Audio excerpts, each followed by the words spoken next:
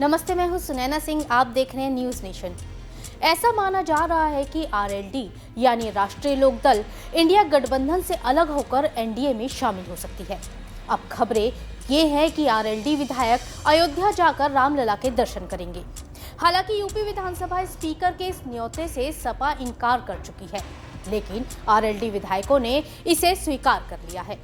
इसी से ये कयास और पक्के माने जा रहे हैं कि अब आरएलडी एनडीए के साथ जा सकती है, यानी समाजवादी पार्टी से दूर हो सकती है, जिसका साफ मतलब है कि इंडिया गठबंधन थोड़ा कमजोर हो सकता है।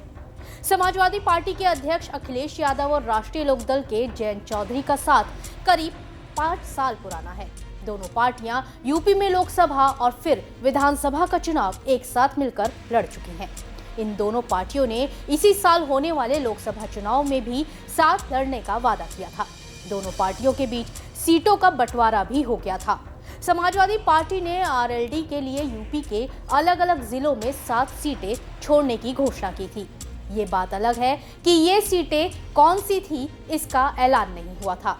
इसी बीच यूपी की मुजफ्फरनगर सीट को लेकर सपा और आरएलडी के बीच पेच फंस गया, क्योंकि इस सीट पर दोनों पार्टियां अपना अपना प्रत्याशी उतारने की जिद पर अड़ी हुई थी।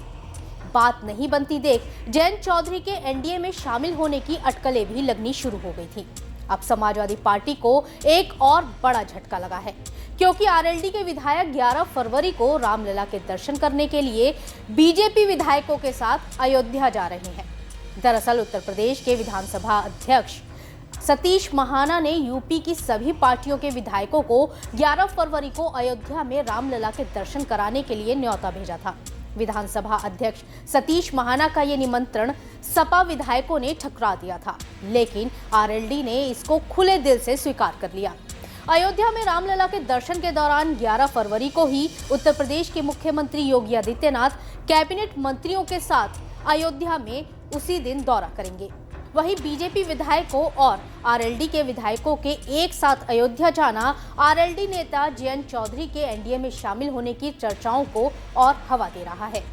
मीडिया रिपोर्ट के मुताबिक अखिलेश और जयंत के मनमुटाव के बीच बीजेपी ने जयंत को 4 सीटों का ऑफर दे दिया है, जिसका जयंत चौधरी ने ना तो खंडन किया है और ना ही अभी तक कोई आधिकारिक बयान ही जारी किया है। अब खबर तो यहां तक है कि जयंत चौधरी सपा नेताओं का फोन तक नहीं उठा रहे, यानी कि लोकसभा चुनाव से पहले ही सपा का यूपी समीकरण बिगड़ने लगा है और इंडिया गठबंधन में खतरे की घंटी बज रही है। रामलला के दर्शन करने जा रहे आरएलडी विधायक दल के नेता राजपाल बालियान ने कहा कि उनकी पार्टी सभी धर्मों का सम्मान करती है। रामलला सभी के है। धर्मनिरपेक्षता का मतलब हिंदुओं को गाली देना नहीं है। समाजवादी पार्टी के प्रवक्ता राजेंद्र चौधरी ने कहा कि समाजवादी पार्टी के नेता शिवपाल यादव उन नेताओं में शामिल थे जिन्होंने सुझाव दिया था कि स्पीकर को 22 जनवरी को रामलला के अभिषेक समारोह में विधायकों को दर्शन के लिए ले जाना चाहिए। अब बात करते हैं विधानसभा स्पीकर के न्योते पर कांग्रेस के रुख की। तो कांग्रेस ने पहले ही स्पीकर के नेतृत्व वाले समूह के साथ दर्शन करने जाने के फैसले को स्वीकार कर लिया है। कांग्रेस विधानमंडल दल की नेता आराधना मिश्रा ने कहा कि हाँ, हमें निमंत्रण मिला है, हम दर्शन के लिए अयोध्या जाएंगे। हालांकि बहुजन समाज पार्टी का रुख अभी साफ नहीं है कि उनके विधायक 11 फरवरी को अयोध्या जाएंगे या नहीं, लेकिन इतना तो जरूर है कि समाजवादी पार्टी यूपी में लोकसभा चुनाव से पहले अकेली पड़ती जा रही है, क्योंकि यूपी लोकसभा सीटों को लेकर पहले सपा और कांग्रेस में अभी तक स्पष्टता नहीं है।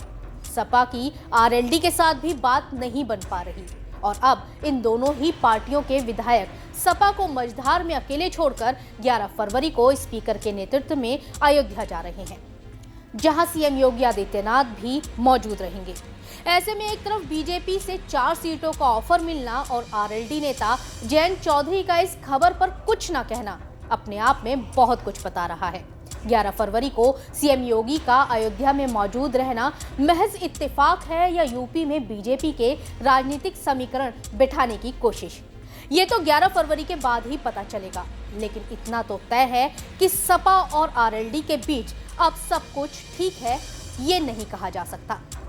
आपको हमारी ये खबर कैसी लगी, हमें कमेंट सेक्शन में जरूर बताइएगा। देश और दुनिया की तमाम खबरों को जानने के लिए बने रहें न्यूज नेशन के साथ। नमस्ते।